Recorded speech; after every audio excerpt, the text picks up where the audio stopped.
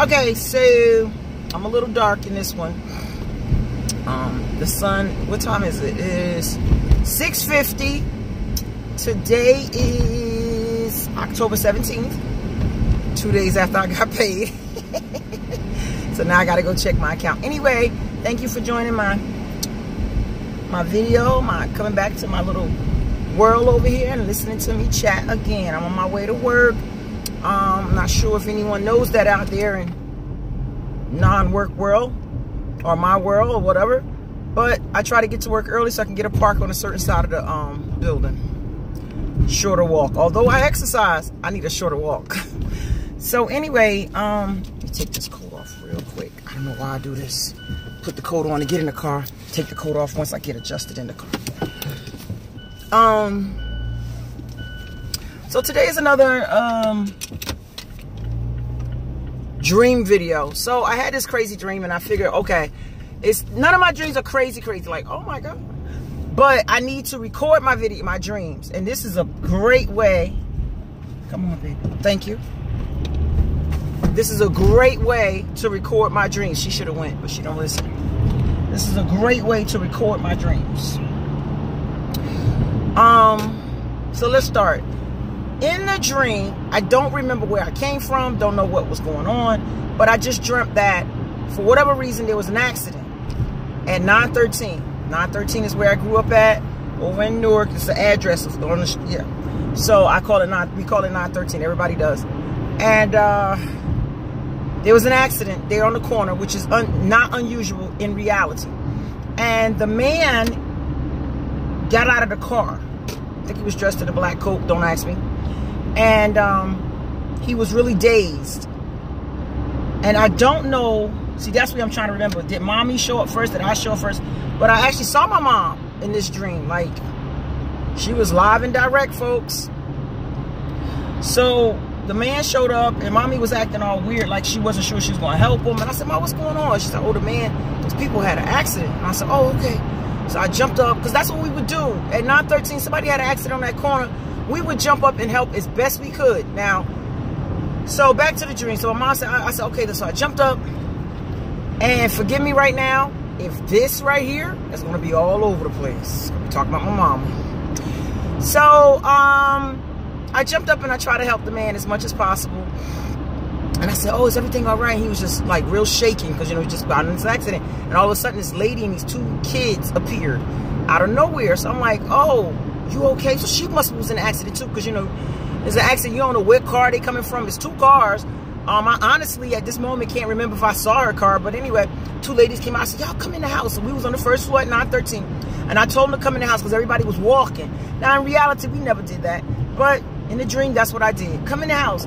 Not sure if it was cold or not. Everybody seemed to have on coats. But it's October now. It's 47 degrees right now. Who knows? So I told them to come in the house. So the lady and her children went in first. And I decided, I'm going to let the man stay out here on this sun porch. Not the outside sun porch, but the enclosed sun porch. Because I don't know you. I don't know what's going on here. It doesn't appear that you're with this lady and these kids. I want to keep everything safe. You know, you just got into an accident, so you might be feeling some sort of way. So, and I'm not sure who's in the wrong. So what I did was I told the man, I said, you stay out here on the sun porch. And I let the lady and the kids go out in the front. I said, y'all want some water? So I went and asked my mom if she had bottled water, which is really strange, but mom never really kept too much bottled water at 913. All right, when we were growing up, we didn't have bottled water like that. We had, you know, my mom would have a little something here and there, but whatever. So then the next thing was I went to go give mommy. So mommy was in the kitchen cooking or moving around, doing stuff. And she didn't seem too concerned about the accident anymore. So I had to take charge, which I was doing anyway, and more charge. And then I said, you got bottled water? And she was at the stove cooking and whatnot. She seemed like she was ignoring me. I can't remember. She didn't seem like she did any more talking after that. And that's what I'm trying to get at. So anyway, I go to give the lady the water. They in the living room and dining room. The kids walking around the living room and dining room and whatnot. And the man is still in the enclosed sun porch. So I go to give him the water and he's just not sitting down. I said, is everything all right, sir? He's like, I just can't look. I just can't look. And I said, what's going on? And he was like, oh, I just can't look. Oh, damn rock hit my window. They must have did some construction up here. the rocks will pop up if they don't, you know. So anyway, I said, oh, what happened? He's like, oh, my family's in my man and them. Now, I think he said it like that, or my man, my boy, or whatever, is in the car. I looked outside, and this man, this big old man, is in the car still. And he's behind the driver's wheel. He's behind the driver's wheel. Okay, getting excited. He's behind the wheel. And I said, oh, my God, I didn't know there was more people in the car. I go to the car, and people start popping out of the car. Oh, there's a man behind in the driver's seat. There's somebody in the passenger seat. There's like 2 or 3 people in the back seat. I'm like, what the hell? I said, y'all all right? Yeah, we all right. And then I said, well, your friend or whoever that was, he was afraid to look. He got out of the car, and he was afraid to look at you guys. I'm not sure why this damn camera's acting the hell out today. This focus, non-focus thing, but I will not repeat this. So it will adjust. And you could, I could see if I was moving back and forth, the little dumb ditty. So then I was like, oh my God. So we go to get the people out of the car. And that is when I thought my Aunt Sarah or my mom was standing on the porch. And I was telling them what I just told you, like the man was afraid of and now look at all these people or whatever. And I don't remember what she said. And I laid in bed this morning, and I should have popped up this morning and just recorded this video with my ugly face, bad breath, like you can smell, morning breath, and just recorded this video. But I said I was going to get in the car this morning. First thing I did was record this video because I couldn't remember, and I cannot at this point remember what happened after that. I'm not sure if the people came in the house. I'm not sure if Aunt Sarah said something sarcastic or mean or nice, if that was my Aunt Sarah or if that was my mom. I can't remember after that. And I'm trying for the best of me because, you know, what it is it's important to remember these dreams, to see how they work and figure into your life. My mom came in my dream, which I never liked before because she used to bring me bad news. When she first died, I just thought she was just in my dream because I missed her. And I believe in my heart that's what that was. And then later on, as family members started to pass away, my mom would come and kind of deliver the news to me. So I didn't like that. So I kind of prayed and asked God to remove my mom from my dream as the bad person deliverer, like the death deliverer, the bad news, the bearer of bad news. So now she's back in my dream, and I'm trying to figure out, first of all, who let you back in my dream? Now, I'm going to tell you this, and I don't know if a lot of people know, but I get really emotional about my mom around my birthday. Don't know why. Just maybe because she's the one that gave me birth. Gave me life. So, I don't know. Maybe that's what this is. Who the heck knows? You know, you never know these things. That's my Indian thing. You never know. We all mixed, y'all. We all mixed. I don't have an Indian friend at all, but I just know they do this, and this means a lot. You know, this means real serious. All right. Even Jamaicans, some of them do that. Like, when that hand moves, that means it's serious business. We're not here to be playing around. So anyway, that was my dream. What do I take from it? I don't know. I don't take anything from it because I can't remember the last half. So if I was to try to predict my own dream, me now I know what it is. I just feel like, is there going to be an accident? Is my mom telling me that there's going to be an accident? Think about it, guys. I drive to work. I drive an hour to work, and I drive an hour home. I'm trying to get this light out your face, but it is what it is. It's called a video for a reason, so right. People behind me. I drive an hour to work and an hour back. Even if it takes traffic, sometimes it's an hour and some change both ways, you know. So, is my mom trying to tell me to slow down? Is she trying to tell me to beware? Is something going to happen to somebody on the highway? Of course, 9:13. So, of course, you know, I just told somebody, my ex-husband, he uses my car in the morning sometimes or whatever. Oh, play a number. It's like, wait a minute, bro. I just told you I had a dream about my mom. That's the first thing you're going to say? See, this is why people get snapped in the side of the neck right here. In the Adam's apple. And you know what? I believe the Lord wants you to hit them there because he makes it protrude, especially men. Pow! They protrude right there. So anyway, I didn't say nothing. I'm like, you know what? Well, Rhonda, for real, you had a dream about your mom? I don't want to listen, Linda, listen. I don't want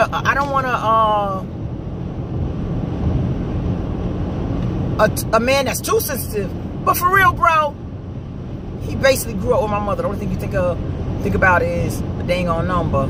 And honestly, guys, I do think about numbers when I have dreams about my mom, or significant dreams that are let me say significant.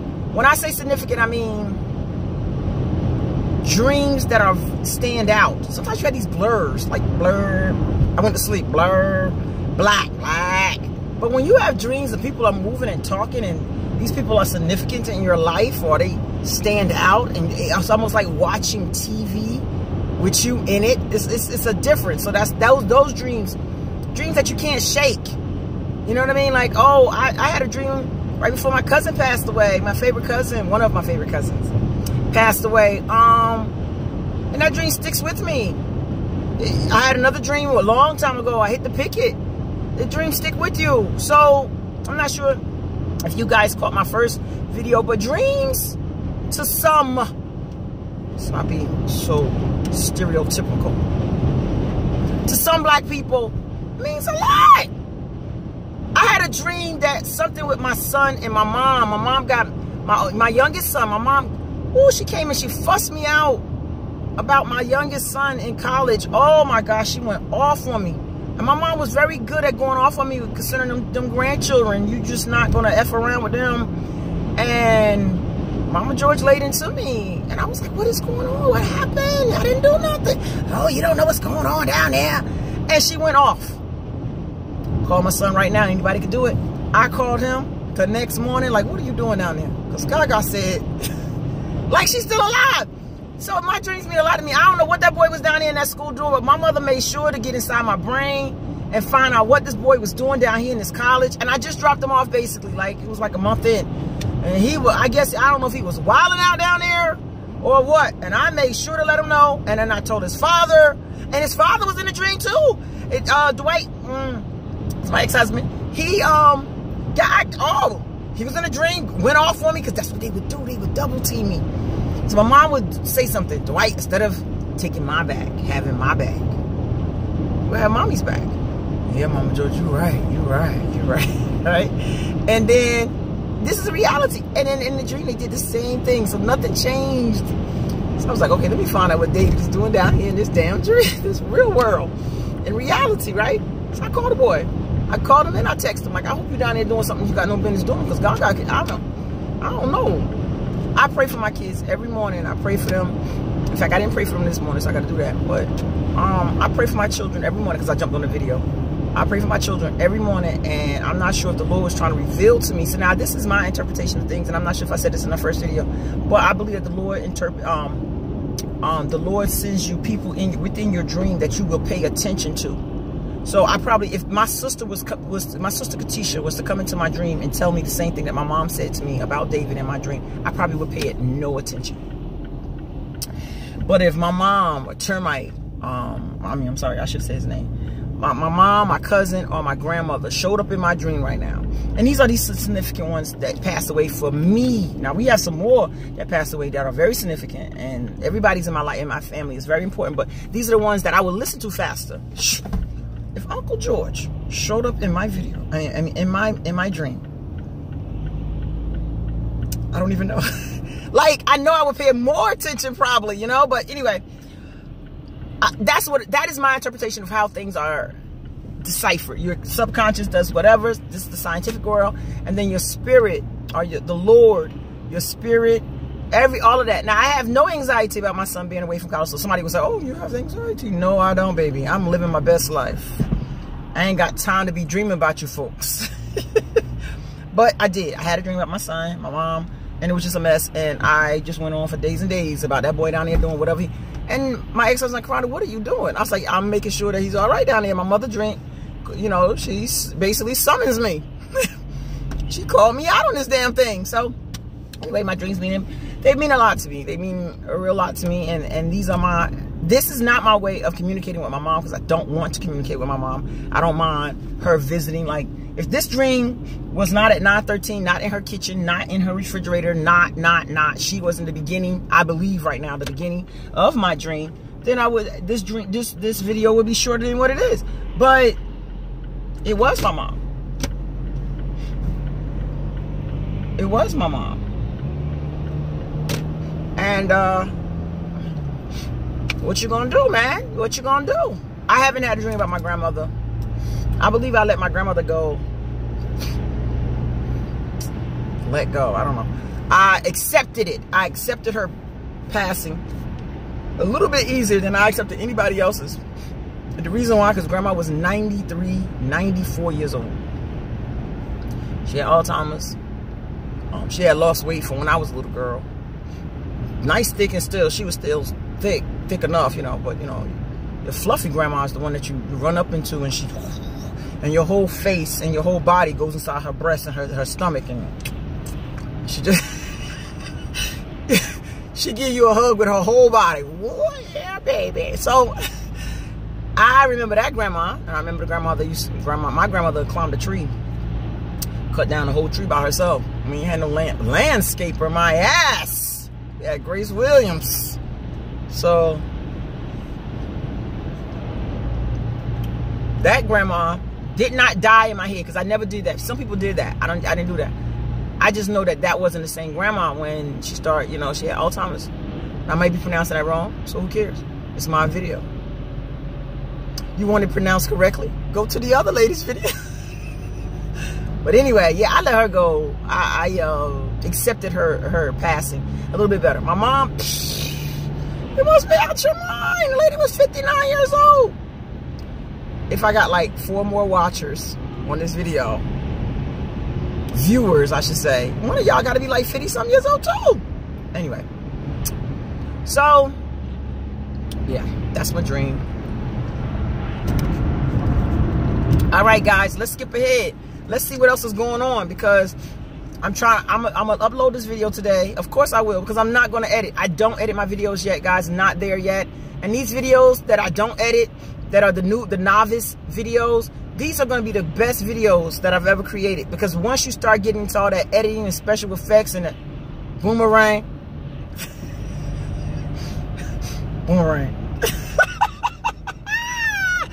once you get into the boomerang and all that other stuff, they're not authentic. This right here, you get live and direct, basically. Look at my lips. They all, believe it or not, I put something on my lips. I put the whatever the hell this is, this Blistec lip serum. Conditioning lip serum. It's a lip moisturizer. It really does work. It just doesn't give you that shine. So anyway, what was I saying? So nothing is going on. Not a thing. I am dating and seeing people and going out and living my best life. Let me tell you something. I was living my best life so much, I had to take a week off. I had to call out of living my best life. I said, you know what, best life? I'm not going to be in today.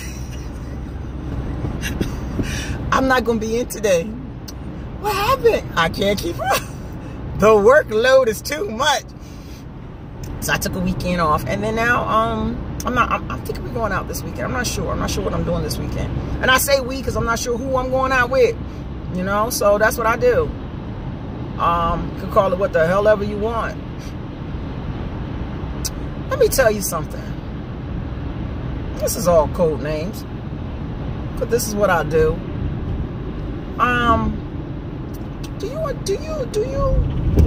Does anyone realize that people hate on you even if you didn't know that they were hating on you because of something that you're doing that they used to do?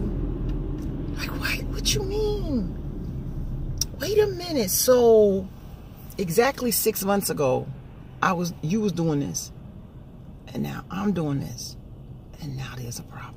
I don't understand that. Let me see. I feel like the emoji. What? Sada. Go sit your ass down somewhere. Oh, you know, I was just thinking, were you really?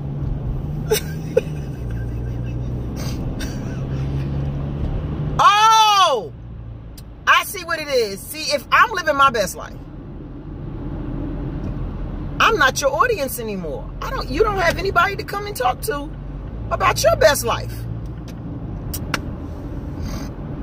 I'm gonna tell you something, guys. I keep selling. I don't know. TD Jakes is on YouTube. They got a lot of videos, so y'all can go down there and look it up yourself. But he has one about 3 friends.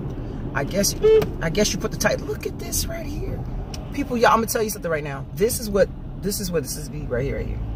So I don't even know why I'm over here, but I'm on a video. That's what it is. I'm making videos instead of paying attention to the road. I usually get over on the right lane because on this side here, these 2 sections, you can't get over. So anyway, try to live my best life. So anyway, he had mentioned in that video about selecting friends and being friends and knowing who's your friend, is that the people pay attention.